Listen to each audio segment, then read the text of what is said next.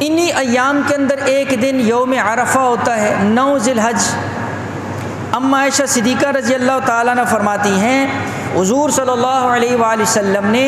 یوم عرفہ کی فضیلت کے اندر حدیث ارشاد فرمائی، ما من یوم اکثر من ان یعتق اللہ فیہ عبدا من النار، اللہ کے ہاں سب سے زیادہ جہنم سے جن لوگوں کو آزاد کیا جاتا ہے پورے سال کے اندر،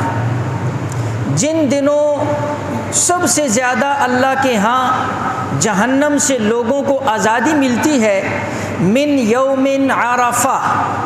فرمایا کہ وہ عرفہ کا دن ہے کہ سال میں سب سے زیادہ اللہ پاک جس دن لوگوں کو جہنم سے آزادی عطا فرماتی، وہ یوم عرفہ کا دن۔ اور فرمایا وَإِنَّهُ لَيَدْنُ عَزَّ وَجَلَّ، اللہ پاک اس دن بندوں کے بہت قریب ہو جاتی، ثُمَّ يُبَاهِي بِهِمُ الْمَلَائِكَةَ، اور اللہ پاک فرشتوں پر فخر فرماتی، اس لیے کہ فرشتوں نے ایک موقع پر اعتراض کیا تھا، مولا ان انسانوں کو نہ بناؤ، ہم آپ کی عبادت کریں گے، ہم آپ کے سامنے سجدہ کریں گے، ہم آپ کا ذکر اور تسبیح کریں گے، یہ دنیا کے اندر آئیں گے، قتل و غارت کریں گے، گناہ کریں گے، نافرمانیاں کریں گے۔ تو اب اللہ جل شانہ نے اس وقت ان کو جواب دیا تھا، تم وہ نہیں جانتے جو میں جانتا ہوں۔ اس لیے جب عرفہ کا دن آتا ہے، میدان عرفات کے اندر لوگ حجاج نکلے ہوتے ہیں، کھلے جو ہے نا جی آسمان کے اندر، اللہ کے سامنے گڑ گڑا رہے ہوتے ہیں، دعائیں مانگ رہے ہوتے ہیں، رو رہے ہوتے ہیں، گناہوں کی معافی مانگ رہے ہوتے ہیں، اور جو دور ہوتے ہیں وہ روزہ رکھ کر اللہ کو یاد کر رہے ہوتے ہیں۔ تو اس موقع پر اللہ پاک فرشتوں پر فخر فرماتے ہیں،